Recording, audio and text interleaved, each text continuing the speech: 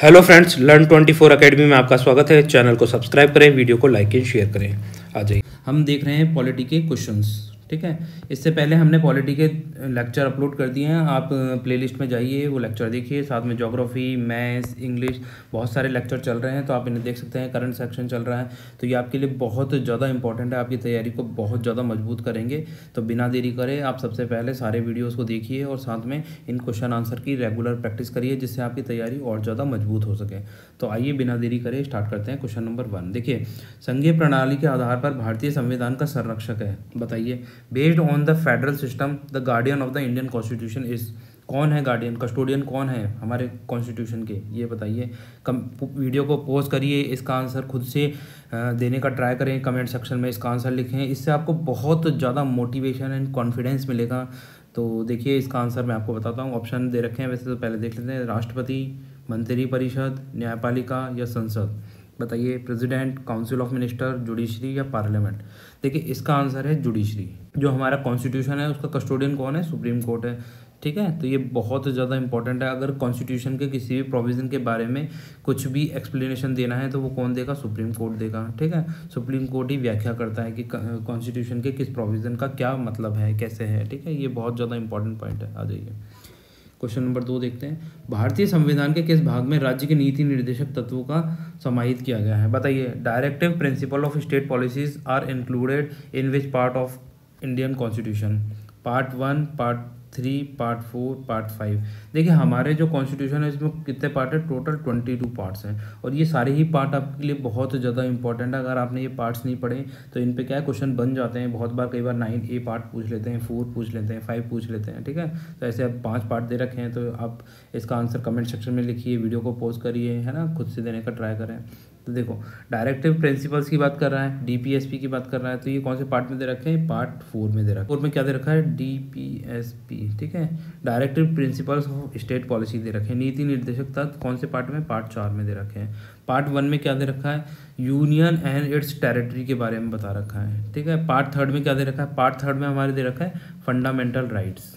बहुत ज़्यादा इंपॉर्टेंट है। कौन सा आर्टिकल से कौन से आर्टिकल तक है, कमेंट सेक्शन में लिखिए इसका आंसर। ठीक है, पार्ट 5 में क्या दे रखा है, बताइए, खुद से सोचिए। पार्ट 5 में क्या दे रखा है, पार्ट 5 में दे रखा है यूनियन गवर्नमेंट। ठीक है, आ जाइए नेक्स्ट। देखिए, टोटल कितने पार्ट दे रखे हैं, पार्ट 22 पार्ट्स दे रखे हैं हमारे कॉन्स्टिट्यूशन में, ये देख सकते हैं यहाँ तक आप नीचे। ठीक है, तो पहला पार्ट किससे, union territory. Second citizenship, third fundamental right, fourth DPSP, fourth fundamental duties, ऐसे करके सारे हैं। इसमें सबसे ज़्यादा इंपॉर्टेंट जो पार्ट है ना, पार्ट यहाँ पे देख सकते हैं 20, ये 20वां जो पार्ट है ना, आर्टिकल 368 अमेंडमेंट ऑफ कॉन्स्टिट्यूशन। अगर कॉन्स्टिट्यूशन में कोई भी अमेंडमेंट करना होता है तो ये पार्ट 20 का आर्टिकल नंबर 368 के तहत किए जाते हैं। ठीक है, इलेक्शन कौन से में दे रखा है, पार्ट 15 इलेक्शन, आर्टिकल 324 से 329, ऐसे सारे याद करिए आप। ये आपके लिए बहुत ज़्यादा इंपॉर्टेंट है। ये पूछ लेते हैं पंचायत 9 में क्या है, पंचायत। पार्ट 9A में क्या है, म्यूनसिपालिटीज, ऐसे याद करिए। ठीक है, आ जाइए अब करते हैं क्वेश्चन नंबर 3। देखिए, अवैधानिक ढंग से निरुद्ध व्यक्ति को अगर मान लीजिए किसी ने इलीगली डिटेन कर लिया है, पकड़ लिया है ना, तो वो इसके अगेंस्ट में कहाँ पर जा सकता है, अपनी निरुद्धता को चुनौती दे सकता है। इसके लिए कहाँ पर वो फाइल करेगा, केस कहाँ लगाएगा। ठीक है, a person unlawfully detain may question his detention. ठीक है, तो हमारे जो इंडियन कॉन्स्टिट्यूशन है उसके अंदर नंबर आर्टिकल नंबर 32 दिया है। बाबा साहब अम्बेडकर जी ने इसको कहा था soul of the Indian constitution. आत्मा कहा है, क्या कहा है, आत्मा। तो ये याद रखिए, आर्टिकल नंबर 32, ये बहुत ज़्यादा इंपॉर्टेंट है। इसके अंदर दे रखी हैं 5 रेट। कितनी रेट है, 5 रेट दे रखी हैं। ये बहुत ज़्यादा इंपॉर्टेंट है, एक एक रेट जो एग्जाम में बार बार पूछी जाती है, तो ये पता होना चाहिए। हर रेट का एक मतलब है। जब भी फंडामेंटल राइट्स का वायलेशन होगा तो हम सीधे सुप्रीम कोर्ट या हाई कोर्ट में जा सकते हैं। कहाँ जा सकते हैं, हाई कोर्ट में जा सकते हैं। सुप्रीम कोर्ट में कौन से आर्टिकल के तहत, आर्टिकल नंबर 32 के तहत। हाई कोर्ट में आर्टिकल नंबर कौन सा है, आर्टिकल नंबर 226 के तहत रेट लगाई जा सकती है। ठीक है, तो अब ये पूछ रहा है कि अगर इलीगली डिटेन कर लिया जाए तो इनमें से कौन सी रेट लगेगी, और हर रेट का अपना एक मतलब है। वीडियो को पॉज करें, उसका आंसर खुद से देने का ट्राई करें। ठीक है, तो देखिए, बाय रेट ऑफ सर्ट्योरारी।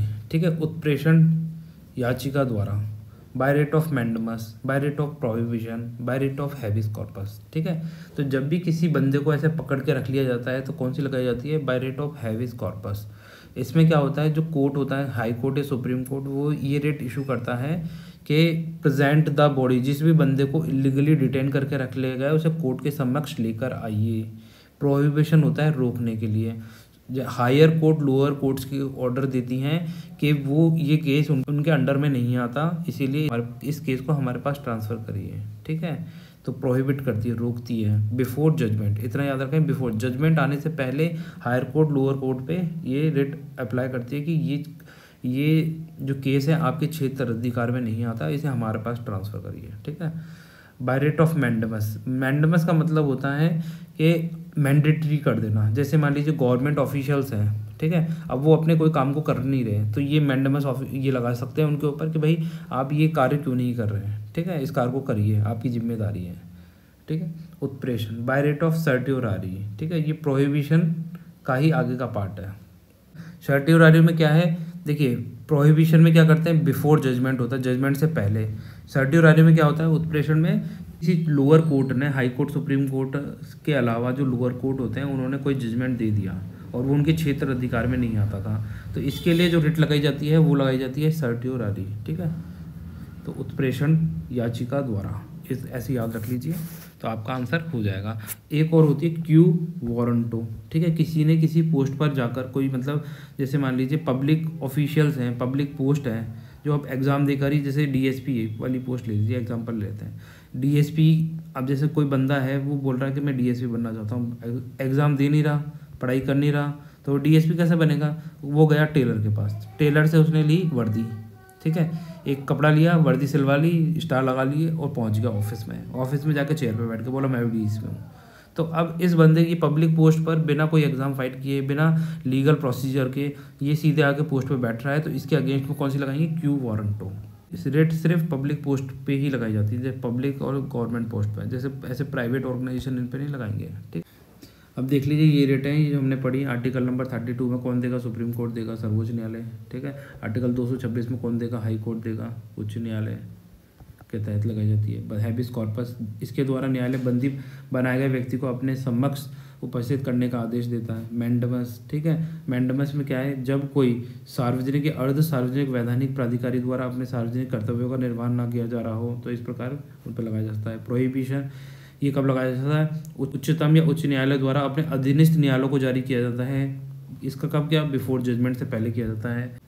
अब देखिए सर्ट्योरारी, अब इसमें देखिए उच्च या उच्चतम न्यायालय द्वारा न्यायिक या अर्ध न्यायिक क्वासी जुडिशियल प्राधिकारी के विरुद्ध जारी किया जाता है जो अपने क्षेत्र अधिकार का उल्लंघन कर रहा हो। ठीक है, और ये कब लगाया जाता है, अब देखिए प्रतिषेध, प्रतिषेध मतलब प्रोहिबिशन। प्रोहिबिशन उस समय जारी किया जाता है, कब किया जाता है, जब न्यायिक प्रक्रिया चल रही हो, मतलब बिफोर जजमेंट, जजमेंट आने से पहले तो प्रोहिबिशन लगाते हैं सर्ट्योरारी, और आफ्टर जजमेंट लगाते हैं। देख लीजिए, उत्प्रेषण का लेख उस समय जारी किया जाता है जब किसी मामले का निर्णय दिया जा चुका है। ठीक है, ऐसे याद करिए कि पॉइंट्स हैं बहुत इंपॉर्टेंट, इनसे आपके क्वेश्चन बिल्कुल भी गलत नहीं होंगे।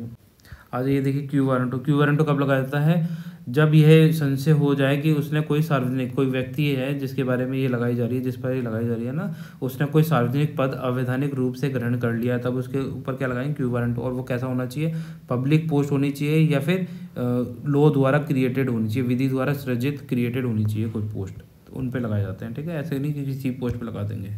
आ जाइए अब करते हैं नेक्स्ट क्वेश्चन। बताइए संविधान के किस अनुच्छेद में उच्च न्यायालय रिट जारी करने की शक्ति रखते हैं। ठीक है, वीडियो को पॉज करिए, खुद से आंसर देने का ट्राई करें। देखिए, the high courts are empowered to issue writ under which article of constitution. तो बताइए इसका आंसर कमेंट सेक्शन में लिखिए और अपनी तैयारी को और ज़्यादा मजबूत करिए, खुद को देखिए कि आप कितना जानते हैं कितना नहीं जानते। ठीक है, तो देखो इसका ऑप्शन देख लेते हैं, आर्टिकल 32, आर्टिकल 123, आर्टिकल 226, आर्टिकल 21। अभी थोड़ी देर पहले जब हमने क्वेश्चंस किए थे तो हमने इसका आंसर देख लिया था, पर जिसको भी नहीं आता उनके लिए बता देता हूँ। देखिए, आर्टिकल नंबर 32 में सुप्रीम कोर्ट के पास पावर है।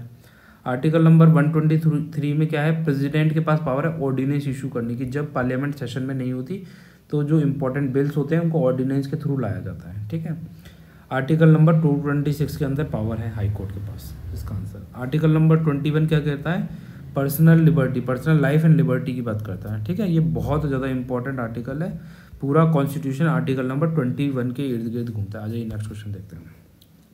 अस्पृश्यता उन्मूलन हेतु भारतीय संविधान का कौन सा अनुच्छेद प्रावधान करता है। Indian constitution make provision for abolition of untouchability. ठीक है, तो बताइए अनटचेबिलिटी के लिए कौन सा आर्टिकल दे रखा है कि अनटचेबिलिटी को ख़त्म करता है। तो बताइए अनटचेबिलिटी प्रैक्टिस नहीं की जा सकती, कौन से आर्टिकल के तहत ये पावर मिलती है हमारे कॉन्स्टिट्यूशन को। ठीक है, तो वीडियो को पॉज करिए, इसके आंसर खुद से देने का ट्राई करें। देखिए ऑप्शन है article 14, article 16, article 19 and article 17।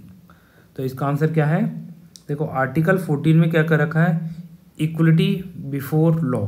ठीक है, कानून के समक्ष सभी बराबर हैं, मतलब कानून के समक्ष सभी क्या है? इक्वल हैं लोग सारे, तो सबको कानून सेम नज़र से देखता है। आर्टिकल 16 क्या कहता है? आर्टिकल 16 कहता है कि जो स्टेट है ना वो ऐसे प्रोविज़न करेगा कि सभी लोगों को इक्वल अपॉर्चुनिटी मिले। ठीक है, जॉब में, गवर्नमेंट जॉब है ना, इन पे तो सभी को समान तरीके से अधिकार है कि वो सब अपना विकास कर सकें, खुद डेवलप हो सकें। ठीक है, तो ये इसका प्रोविज़न कौन करेगा? स्टेट करेगा, without any discrimination on the basis of religion, caste, sex, birth place, है ना, इनके बेसिस पे डिस्क्रिमिनेशन नहीं कर सकता है। कौन नहीं कर सकता? स्टेट नहीं कर सकता, और सबको क्या कर देगा? इक्वल अपॉर्चुनिटी प्रोवाइड कराएगा। कौन कहता है? Article number 16। इसके लिए चाहे उसे रिजर्वेशन का प्रोविज़न करना पड़े, ठीक है, पर वो करना पड़ेगा। तो ये आर्टिकल कौन सा देता है? आर्टिकल नंबर 16 ये पावर देता है। 19, आर्टिकल नंबर 19 क्या है? Right to freedom. ठीक है, राइट टू फ्रीडम का आर्टिकल कौन सा है? ये आर्टिकल नंबर 19। ये हमें आज़ादी देता है किसकी? सोचने की, विचारों को रखने की, यूनियन बनाने की, फ्रीली मूव करने की। ठीक है, तो ये कौन से आर्टिकल के अंदर है? आर्टिकल नंबर 19 के अंदर है। जो हमारी प्रेस आती है, प्रेस किसके अंदर आती है? आर्टिकल नंबर 19 के अंदर आती है। ठीक है, और इसका आंसर कौन सा हो गया? अनटचेबिलिटी का आर्टिकल नंबर 17। ठीक, आ जाइए नेक्स्ट। भारतीय सर्वोच्च न्यायालय के बारे में निम्न में से कौन सा वक्तव्य गलत है? वर्तमान में सुप्रीम कोर्ट न्यायाधीशों की संख्या कितनी है? 31 है। सुप्रीम कोर्ट ने कार्य प्रारंभ 28 जनवरी 1950 को किया। संविधान के भाग 5 के आर्टिकल 124 से 147 तक सर्वोच्च न्यायालय के गठन एवं शक्तियों से संबंधित प्रावधान करते हैं। ठीक है, ये दिख नहीं रहा, हटा देता हूँ। सर्वोच्च न्यायालय न्यायाधीशों की नियुक्ति राष्ट्रपति द्वारा की जाती है। तो इसका आंसर देखिए, बहुत इंपॉर्टेंट क्वेश्चन है, और इससे आपके 5 क्वेश्चन एक साथ कंप्लीट होते हैं।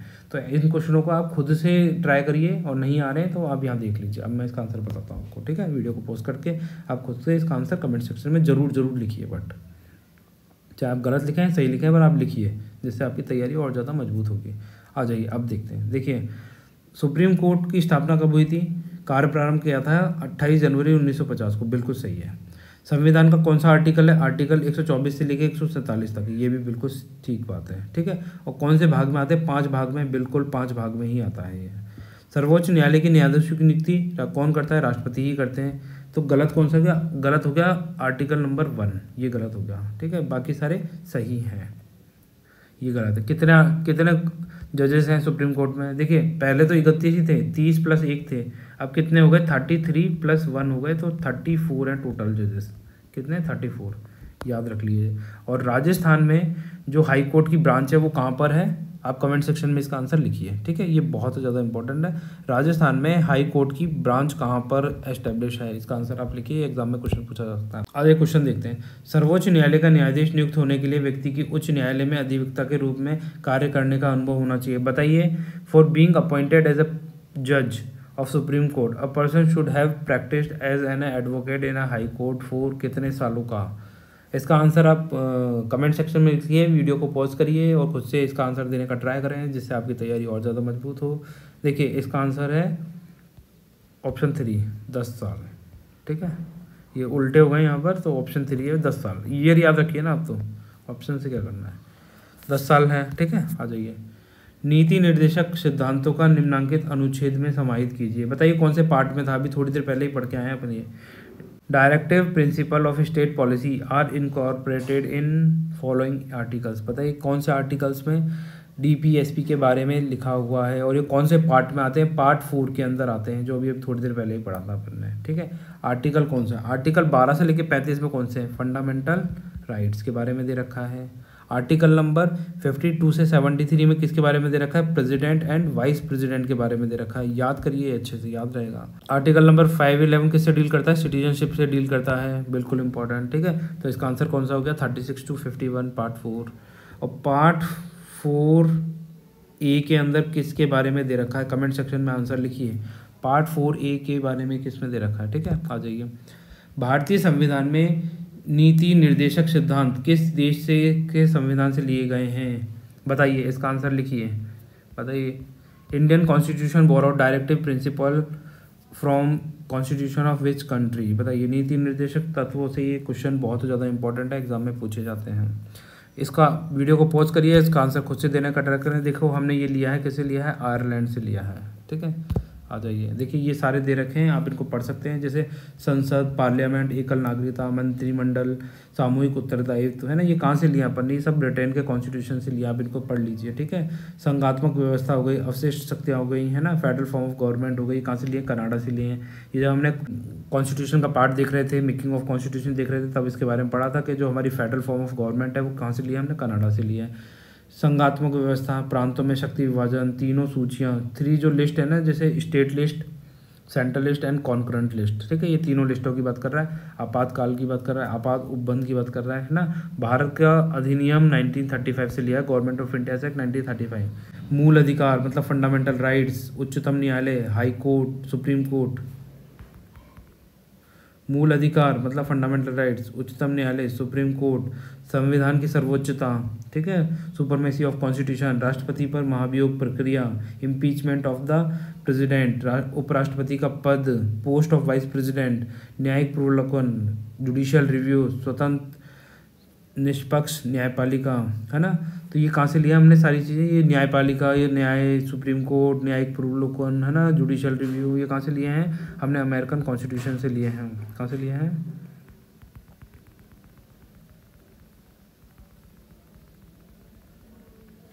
देखिए ये सब मूल अधिकार, उच्चतम न्यायालय, ये बहुत ज़्यादा इंपॉर्टेंट है। पॉइंट नंबर 4 जो हमने हमेशा अमेरिका से लिए हैं, जैसे फंडामेंटल राइट्स हो गए, सुप्रीम कोर्ट हो गया, संविधान की सर्वोच्चता हो गई, है ना, supremacy of constitution, impeachment of the president, राष्ट्रपति पर महाभियोग लगाना है, उपराष्ट्रपति का पद हो गया, न्यायिक प्रोलकन हो गया, जुडिशियल रिव्यू, कहाँ से लिए हैं? सब हमने अमेरिकन कॉन्स्टिट्यूशन से लिए हैं।